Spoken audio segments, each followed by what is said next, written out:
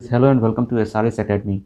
Guys, ancient history की जो एक हम लोग सीरीज चला रहे हैं उसमें सेकंड टॉपिक में इंडस वैली सिविलाइजेशन या हड़प्पन कल्चर के बारे में जो हम लोग दूसरा टॉपिक के रूप में हम लोग ने स्टार्ट किया है, उसमें फर्स्ट पार्ट में जो वीडियो हड़प्पा कल्चर या इंडस वैली सिविलाइजेशन के पार्ट 1 में हम लोग ने अब तक देखा था कि किस प्रकार से हड़प्पा सभ्यता के बारे में हमें जानकारी मिलती है और किस प्रकार उसकी जानकारी के लिए प्रयास किए गए, उसका उद्भव और विकास किस प्रकार हुआ था। और हम लोग ने लास्ट में ये देखा था कि हड़प्पा सभ्यता का कालक्रम किस प्रकार से विभाजित किया गया था, जो कि मुख्यतः 3 पार्ट्स में डिवाइड किया गया था। पहला था प्राक हड़प्पा, जिसे हम विकसित चरण से पहले वाला जो काल था, जिसके अंतर्गत मेनली 3500 से 2500 बीसी का जो टाइम पीरियड था वो काउंट होता है। और फिर आता है विकसित चरण, जो कि 2500 से 1900 बीसी के आसपास जिसका टाइम पीरियड था, और लास्ट में हम लोग उसका पतन काल देखते हैं। तो इस प्रकार से हड़प्पा सभ्यता के कालक्रम को 3 भागों में डिवाइड किया गया था। पहला प्राक हड़प्पा, दूसरा विकसित चरण और तीसरा पतन काल। आज हम इन तीनों के बारे में डिटेल में स्टडी करेंगे, लेकिन सबसे ज़्यादा जो इंपॉर्टेंट फैक्ट्स, जो भी चीज़ें निकल कर आएंगी, वो विकसित चरण के बारे में आएंगी। और लेकिन सभी चरण के अंतर्गत जो भी फैक्ट्स हैं वो सभी के सभी फैक्ट्स इंपॉर्टेंट हैं। फ्रेंड्स, इसमें जो भी चीज़ें पढ़ाई जाती हैं वो एक नोट्स के फॉर्म में है, तो all the points are equally important. हम ये नहीं कह सकते कि किसी पॉइंट को आप छोड़ दें या मतलब उसको स्किप किया जा सकता है। तो सभी पॉइंट्स इंपॉर्टेंट हैं। तो आप उसका नोट्स नोट डाउन कर सकते हैं खुद से, या स्क्रीनशॉट ले लें, या डिस्क्रिप्शन में दिए गए टेलीग्राम लिंक से जुड़कर वीडियो आने वाले वीडियोज़ के लिंक और पीडीएफ वहाँ से भी आप प्राप्त कर सकते हैं। और अगर आपको वीडियो पसंद आए तो आपके चैनल को सब्सक्राइब करने और वीडियो को लाइक करने का इंतज़ार रहेगा। तो आइए स्टार्ट करते हैं पहला चरण, जो कि प्राक हड़प्पा चरण है। प्राक हड़प्पा चरण के बारे में जब हम बात करते हैं तो इसके बारे में हमें जो भी जानकारी मिलती है वो जगह जगह जो स्थलों पर खुदाई की गई वहाँ से प्राप्त अवशेषों से हमें उसके बारे में जानकारी मिलती है। तो इसमें हम देखते हैं जो स्थल कौन कौन से थे और वहाँ से प्राप्त अवशेष कौन कौन से थे। सबसे पहले पहला स्थल है आमरी, जो कि सिंध के पास प्राप्त हुआ था। यहाँ से हमें अन्नागार के साक्ष्य प्राप्त हुए हैं। फिर फोर्ट दीजी, जो कि सिंध में यह भी है, इस स्थल की भी हमें खुदाई के दौरान जो भी अवशेष प्राप्त हुए हैं उसमें सुरक्षा दीवार हमें मिली है। यहाँ से भी प्राक हड़प्पा के बारे में हमें काफ़ी कुछ जानकारी मिलती है। फिर आता है मेहरगढ़, जो कि वर्तमान पाकिस्तान में है। यहाँ से कृषि के गेहूँ, जौ, स्थायी आवास के साक्ष्य, व्यापार के साक्ष्य आदि हमें प्राप्त होते हैं, जिससे हम प्राक हड़प्पा जो काल था उसके बारे में एक आइडिया लगाते हैं कि उस समय में किस प्रकार की व्यवस्था रही होगी हड़प्पा सिविलाइजेशन के अंतर्गत। फिर आता है कालीबंगा, जो कि राजस्थान में है। यहाँ से हमें हल के प्रयोग के साक्ष्य प्राप्त होते हैं। और लास्ट में आता है मुडीगाग, जो कि अफगानिस्तान में, वर्तमान अफगानिस्तान में है। यहाँ से मातृ देवी की पूजा के साक्ष्य हमें प्राप्त होते हैं। फ्रेंड्स, ये सभी के सभी इंपॉर्टेंट हैं। इसमें एग्ज़ाम में आपको मैच द फॉलोइंग करके भी आ सकता है, या कोई सा भी इसमें दे देंगे। अन्नागार का साक्ष्य हमें किस स्थल से प्राप्त हुआ है, ये सुरक्षा दीवार, इसी प्रकार कोई सा भी इसमें से क्वेश्चन बनाया जा सकता है। तो इसमें सभी के सभी इंपॉर्टेंट हैं। नेक्स्ट जो चरण है वो है विकसित चरण, जो कि 2500 से लेके 1900 बीसी के आसपास इसका टाइम पीरियड रहा है। इस समय काल को हम हड़प्पन सिविलाइजेशन का डेवलप्ड पीरियड मानते हैं और सबसे ज़्यादा फैक्ट्स हमें इसी काल के पढ़ने हैं। तो आइए स्टार्ट करते हैं विकसित चरण, जो कि 2500 से लेकर 1900 बीसी के आसपास था इसका टाइम पीरियड। इसमें सबसे पहले हम पढ़ेंगे केंद्रीय स्थल के रूप में हमें पंजाब और सिंध का क्षेत्र देखने को मिलता है, जो कि केंद्रीय मतलब ज़्यादातर चीज़ें हमें यहीं इसी के आसपास सबसे ज़्यादा डेवलप्ड चीज़ें यहीं इसी के आसपास, पंजाब और सिंध क्षेत्र के आसपास देखने को मिलता है। इसका विस्तार जो था वो पाकिस्तान, बलूचिस्तान, सिंध, इस क्षेत्र में हमें इसका विस्तार अधिक देखने को मिलता है। सिंध जो कि है वो सिंध भारत वाले पार्ट में जो है वो जम्मू कश्मीर, पंजाब, हरियाणा, राजस्थान, गुजरात, महाराष्ट्र, पश्चिम बंगाल का जो क्षेत्र है उसे सिंध क्षेत्र हम लोग मानते हैं कि हड़प्पा काल का यह सिंध क्षेत्र है। इसका फैलाव जम्मू कश्मीर, पंजाब, हरियाणा, राजस्थान, गुजरात, महाराष्ट्र और पश्चिमी उत्तर प्रदेश में देखने को मिलता है। नेक्स्ट आता है हड़प्पा जो सिविलाइजेशन थी इसका विस्तार हमें देखने को मिलता है। कहाँ किस प्रकार विस्तार था, जो उसके एक्सट्रीम पॉइंट थे, जो सबसे आखिर के बिंदु थे जहाँ तक उसका विस्तार हमें देखने को मिलता है, वह क्या था। आइए देखते हैं उनके बारे में। विस्तार में सबसे पहले नॉर्थ यानी कि उत्तर में जब हम देखते हैं तो जम्मू कश्मीर के मांदा नामक स्थान पर तक इसका विस्तार हमें देखने को मिलता है। फिर साउथ में हमें दैमाबाद, महाराष्ट्र का जो एक जगह है दैमाबाद महाराष्ट्र का, तो साउथ में हमें दैमाबाद तक इसका विस्तार मिलता है। ईस्ट की बात करें तो आलमगीरपुर जो कि मेरठ उत्तर प्रदेश, पश्चिमी उत्तर प्रदेश में है, यहाँ तक इसका विस्तार देखने को मिलता है। जबकि वेस्ट की अगर हम बात करें तो यह बलूचिस्तान या सुत्ता गैंडोर, यहाँ तक हमें वेस्ट में इसका विस्तार देखने को मिलता है। वेरी इंपॉर्टेंट पॉइंट फ्रेंड्स, इसको आप नोट डाउन करें, और नोट डाउन तो सभी पॉइंट्स को करना है, या स्क्रीनशॉट आप ले लें, फिर उसको आराम से आप नोट करते रहेंगे। लेकिन इसमें सभी के सभी पॉइंट एक नोट्स के फॉर्म में है, तो ये सभी इंपॉर्टेंट है, मोस्ट इंपॉर्टेंट पॉइंट्स हैं। इसका क्षेत्रफल का जो विस्तार हमें देखने को मिलता है वह कितना है, 12,99,600 किलोमीटर स्क्वायर तक इसका विस्तार हमें देखने को मिलता है। जब हम सभी पॉइंट्स को इसके मिलाते हैं, हड़प्पा सिविलाइजेशन के जो भी क्षेत्र हमें मिले हैं, तो हमें उसका विस्तार एक त्रिभुजाकार एक आकृति में इसका क्षेत्रफल, या अगर हम कहें जैसे किसी देश का नक्शा होता है, तो उसी प्रकार हड़प्पा कल्चर का जो नक्शा एक ऊपर से ओवरव्यू देखने पे आपको लगेगा, वह एक त्रिभुजाकार का रूप दिखेगा आपको। तो ये इसका आकार किस प्रकार का है, त्रिभुजाकार है। तो प्रश्न इस प्रकार से बन सकता है कि हड़प्पन सिविलाइजेशन का आकार किस प्रकार है, त्रिभुजाकार है, वर्ग है, आयत है, तो आपको कौन सा टिक करना है, इसका आकार त्रिभुजाकार है और इसका क्षेत्रफल 12,99,600 किलोमीटर स्क्वायर तक है। यह अपनी समकालीन मेसोपोटामिया और मिस्र से 12 गुना बड़ी थी। या अपनी समकालीन मतलब उसी टाइम पीरियड पे जो अन्य सभ्यताएं डेवलप थी उसमें, जिसमें मेसोपोटामिया और मिस्र काफ़ी बड़ी सभ्यताओं में मानी जाती हैं, उनसे भी यह 12 गुना लगभग बड़ी थी। तो आप समझ सकते हैं कि कितनी ज़्यादा डेवलप्ड सभ्यता थी, और यह अपने आप में एक नगरीकृत डेवलप्ड सभ्यता उस टाइम पीरियड पे सबसे ज़्यादा डेवलप्ड सभ्यताओं में से एक थी। तो यह हम भारतीयों या हम सब के लिए गर्व का विषय है कि एक ऐसा काल जिसमें विश्व में बहुत सारी चीज़ें व्यवस्थित नहीं थी, हमारे यहाँ एक ऐसी सभ्यता थी जो कि एक नगर बसाने के नए नए पैमाने स्थापित कर रही थी। तो we should be proud of Harappan civilisation. Next point आता है नगर योजना। नगर योजना क्योंकि यह एक दक्षिण पूर्व एशिया की प्रथम नगरीकृत सभ्यता होने का इसे गौरव प्राप्त है। तो आइए देखते हैं इसकी नगर योजनाओं में क्या क्या खास था। नगर योजना की अगर हम बात करते हैं तो सबसे प्रमुख है यहाँ की सफाई संबंधी व्यवस्था जो थी। फिर आती है जाल पद्धति, सड़कें एक दूसरे को समकोण पर काटती थी। मतलब सफाई संबंधी व्यवस्था, मतलब इसका मतलब ये है कि जो भी कूड़ा था उसका एक सही तरीके से व्यवस्थित तरीके से उसको व्यवस्थित किया गया था कि वो इधर उधर ना फैला रहे। उसके लिए भी एक प्रॉपर सिस्टम बनाया गया था कि आपको कहाँ पे रखना है, या कहाँ पे आपको डस्टबिन, जैसे आज जगह जगह पे डस्टबिन होती है, वहाँ पे ले जाके आप कूड़े को डाल सकते हैं। तो उसी प्रकार की कुछ व्यवस्था उस टाइम पे भी रही है, जिससे सफाई के लिए काफ़ी अच्छी व्यवस्था प्राप्त होती थी। नेक्स्ट है जाल पद्धति। कैसी थी, ग्रिड के फॉर्म में थी। जाल पद्धति भी बहुत ही अच्छी व्यवस्था थी। सड़कें एक दूसरे को किस प्रकार काटती थी, समकोण पर काटती थी। ठीक है फ्रेंड्स, आइए देखते हैं नेक्स्ट। लगभग सभी स्थलों को इस समय में 2 भागों में विभाजित किया गया था। पहला भाग कौन सा था, गढ़ी दुर्ग, और दूसरा था निचला शहर।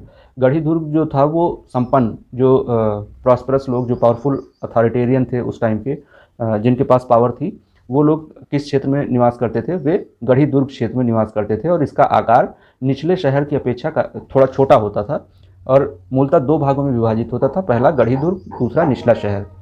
गढ़ी दुर्ग का जो क्षेत्रफल होता था वह निचले शहर की अपेक्षा छोटा था, और उस क्षेत्र में संपन्न लोग रहते थे, और दूसरी साइड जन सामान्य के लोग, जो साधारण लोग होते थे, वे रहा करते थे। या गढ़ी दुर्ग जो क्षेत्र था यह पश्चिमी क्षेत्र में होता था, जबकि जो निचला शहर था वह शहर के पूर्वी भाग में होता था।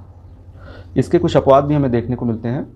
अपवाद के रूप में लोथल में हम यह देखते हैं कि लोथल में जो जगह प्राप्त हुई है उसमें कोई भी विभाजन नहीं किया गया था।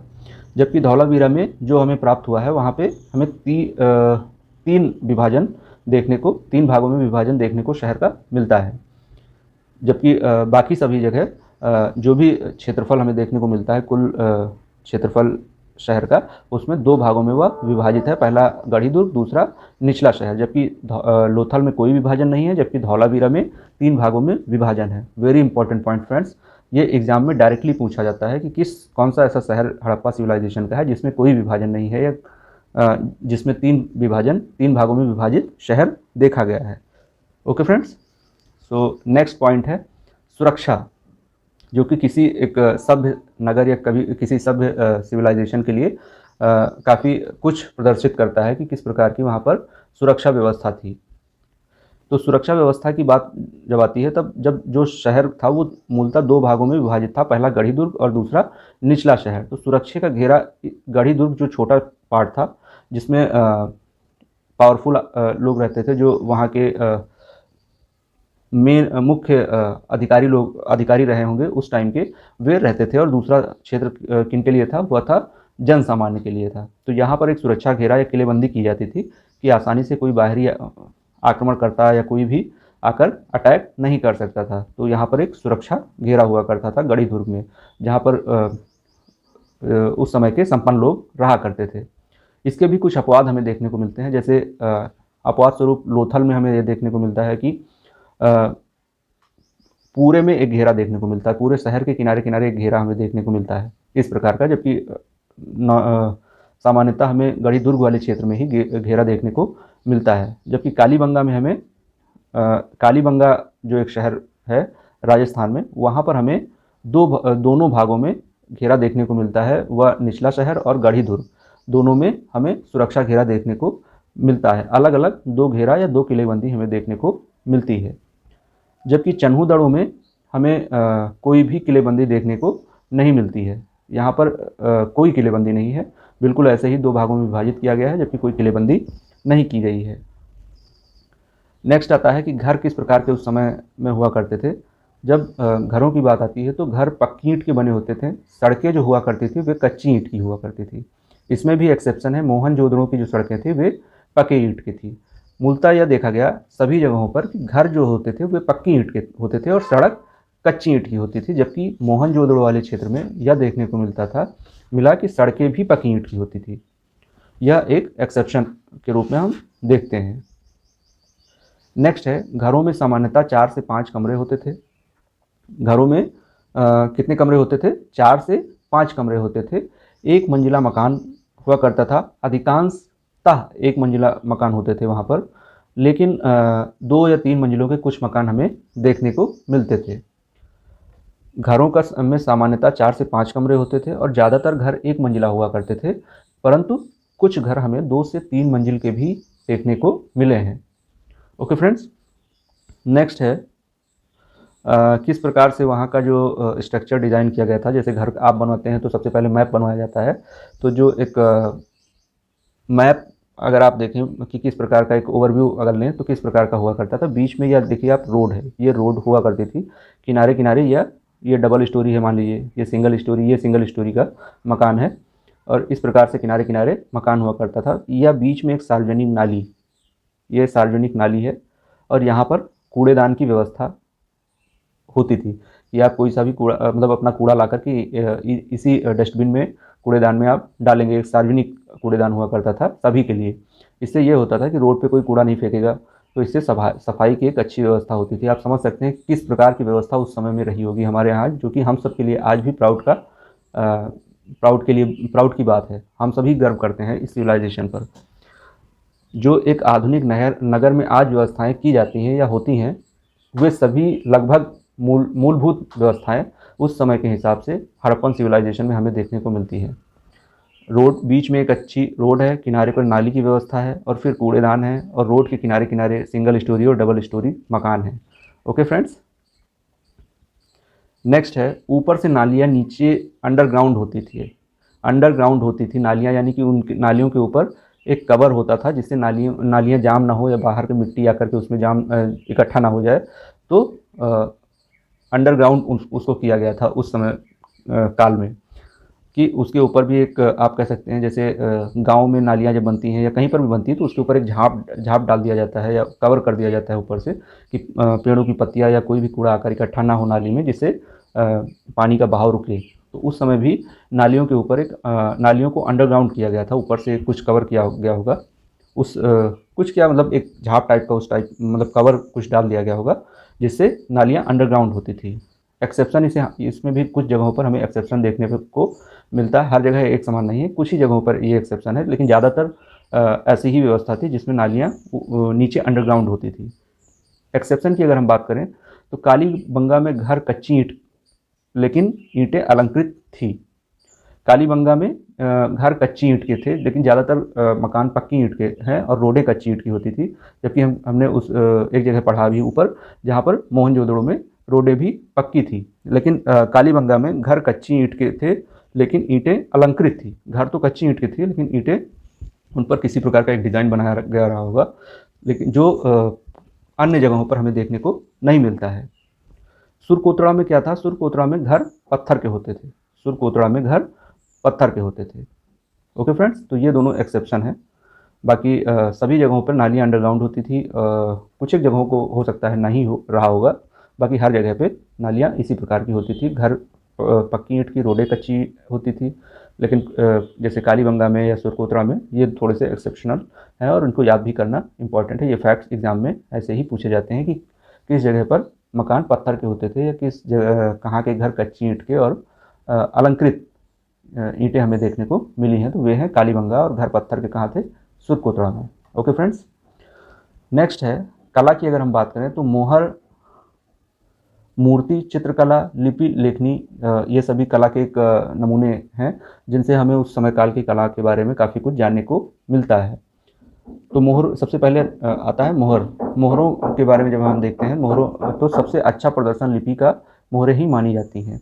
विविध आकार प्रकार की मोहरें जगह जगह से मिली हैं। सर्वाधिक वर्गाकार, सर्वाधिक मोहरें किस प्रकार की थी? वर्गाकार थी। विविध पत्थर के सर्वाधिक विविध पत्थरों की मोहरें भी प्राप्त हुई हैं, जिसमें सर्वाधिक थी मोहरें वर्गाकार थी, जिनकी कुछ विशेषताएं थी। जैसे उन पर पशु चित्र सर्वाधिक देखने को मिला, जिसमें एक श्रृंगी सींग वाले जानवर का चित्र हमें देखने को मिलता है। बाकियों में कुछ एक लिपि का प्रयोग किया गया था। तो कुछ सर्वाधिक मोहरों में हमें पशु चित्र देखने को मिलता है, जिसमें एक श्रृंगी सींग वाले पशु चित्र का प्रदर्शन हमें सर्वाधिक देखने को मिलता है। लेकिन कुछ में हमें लिपि, कुछ लिखा हुआ मिलता है। इस प्रकार की मोहरें जगह जगह से प्राप्त हुई हैं। ये मोहरें पत्थर की होती थी। सर्वाधिक पत्थर किस प्रकार का था? सेलखड़ी एक पत्थर आता है, उसका प्रयोग सर्वाधिक किया गया था। 2000 प्लस मोहरें अब तक प्राप्त हो चुकी हैं। सर्वाधिक मोहरें मोहनजोदड़ो स्थान से प्राप्त हुई हैं। प्रश्न बनता है किस जगह से मोहर प्राप्त हुई है? सर्वाधिक मोहरें मोहनजोदड़ो स्थान से प्राप्त हुई हैं। और सर्वाधिक मोहरें किस पत्थर की हुआ करती थी? वे सेलखड़ी पत्थर की थी। नेक्स्ट पॉइंट आता है कला के अंतर्गत मूर्तियाँ किस प्रकार की थी। मूर्ति के बारे में जब हम बात करते हैं तो पत्थर की हुआ करती थी, धातु की और मिट्टी की। पत्थर की मूर्तियाँ लगभग नहीं के बराबर हैं, लेकिन कुछ जगहों से प्राप्त हुई हैं। जैसे हड़प्पा से 2 मूर्ति प्राप्त हुई है और मोहनजोदड़ो से 12 मूर्तियाँ प्राप्त हुई हैं। जब हम धातु के बारे में बात करते हैं कि धातु में बनी मूर्तियाँ किस प्रकार की थी, तो धातु से जो मूर्तियाँ बनी थी वे मुख्यतः भ्रष्ट मोम पद्धति से बनी हुई थी, जिसमें कांसे की बनी हुई नर्तकी की मूर्ति सबसे महत्वपूर्ण मानी जाती है। मिट्टी की मूर्ति भी कई जगहों से प्राप्त हुई हैं। घरों से प्राप्त हुई हैं, जिसमें सर्वाधिक पशुओं की मूर्तियाँ हुआ करती थी। इन्हें मृण मूर्ति भी कहा जाता था। और जो पशु की मूर्ति मिट्टी की होती थी, उसमें सर्वाधिक किस पशु की मूर्ति होती थी? वह वृषभ यानी बैल की मूर्तियाँ, उसमें आकार की मूर्तियाँ प्राप्त हुई हैं। वृषभ की मूर्तियाँ जगह जगह से प्राप्त हुई हैं। व्यक्ति में अगर हम बात करते हैं तो पुरुषों की कम मूर्तियाँ होती थी, महिलाओं की अधिक होती है। इसलिए इस सभ्यता को मात्र सत्यात्मक सभ्यता भी माना जाता है। मात्र सत्यात्मक सभ्यता कहा जाता है, क्योंकि मूर्तियों में सर्वाधिक मूर्ति महिला की प्राप्त हुई है, व्यक्तियों की अगर हम बात करें, और पुरुषों की कम। जबकि पशुओं में सर्वाधिक मूर्ति वृषभ की प्राप्त हुई है। घरों से जो मिट्टी की मूर्तियाँ प्राप्त हुई हैं, जिन्हें हम मृण मूर्ति भी कहते हैं। नेक्स्ट इंपॉर्टेंट पॉइंट है चित्रकला। चित्रकला की जब हम बात करते हैं तो कई आकार की चीज़ें, आकार के पत्थर या वस्तुएं प्राप्त हुई हैं, जिसमें त्रिभुजाकार, वृत्त, आयत, वर्ग, पशु, वृक्ष आदि इस प्रकार की आकृति की कई सारी चीज़ें, वस्तुएं प्राप्त हुई हैं। साच, मृत भांड, मिट्टी का बना हुआ बर्तन, जो कि एक मिट्टी का बना हुआ बर्तन प्राप्त हुआ है, मृत भांड जिसे हम कहते हैं, जो कि चाक पर और गुलाबी या लाल रंग का था। गुलाबी लाल रंग का एक मृत भांड मिला हुआ है, जिसे एक चित्रकला का महत्वपूर्ण साक्ष्य माना जाता है। लिपि की अगर हम बात करते हैं तो लिपि के बारे में सर्वाधिक जानकारी हमें मोहरों से प्राप्त होती है। मूल चिन्ह जो मोहरों में मिले हैं वो 64 चिन्ह हैं। अक्षर लगभग उसमें 500 अक्षरों का प्रयोग हुआ है। नाम उसमें जो भी लिखा है वो भाव चित्रात्मक लिपि है, गोमत्रिका लिपि उसे बोल सकते हैं आप, हलावर्त शैली में लिखी हुई है। मतलब चित्र बना करके चीज़ों को एक लिपि का प्रदर्शन, मतलब कुछ भी व्यक्त करने के लिए भाव चित्रात्मक लिपि का प्रयोग किया गया है। अपने भाव को प्रदर्शित करने के लिए चित्रों का प्रयोग किया गया है। सबसे बड़ा साक्ष्य हमें लिपि का कहाँ से मिलता है? सबसे बड़ा साक्ष्य हमें मिलता है धौलावीरा से। सबसे बड़ा साक्ष्य कहाँ से मिलता है? सबसे बड़ा साक्ष्य हमें धौलावीरा नामक स्थान से लिपि का सबसे बड़ा साक्ष्य मिलता है। यानी कि कह सकते हैं कि वहाँ से मोहरें या कई सारी चीज़ें ऐसी प्राप्त हुई होंगी जिनमें अक्षरों का या मूल चिन्ह या भाव चित्रात्मक लिपि का प्रयोग किया गया होगा। Okay friends. तो फ्रेंड्स नेक्स्ट पार्ट में हम लोग इसको यहीं पर रोकते हैं इस वीडियो को, क्योंकि वीडियो की लेंथ भी काफ़ी लंबी हो रही है। तो नेक्स्ट पार्ट में हम लोग किस प्रकार समाज था प्रजाति में किस प्रकार से विभाजित था उस समय काल का, तो इन सारी चीज़ों के बारे में हम लोग नेक्स्ट पार्ट में पढ़ेंगे, डिटेल में पढ़ेंगे हम लोग। सो फ्रेंड्स, आई होप आपको वीडियो पसंद आया हो, तो वीडियो को लाइक और चैनल को सब्सक्राइब जरूर करें। Thank you so much for watching the video.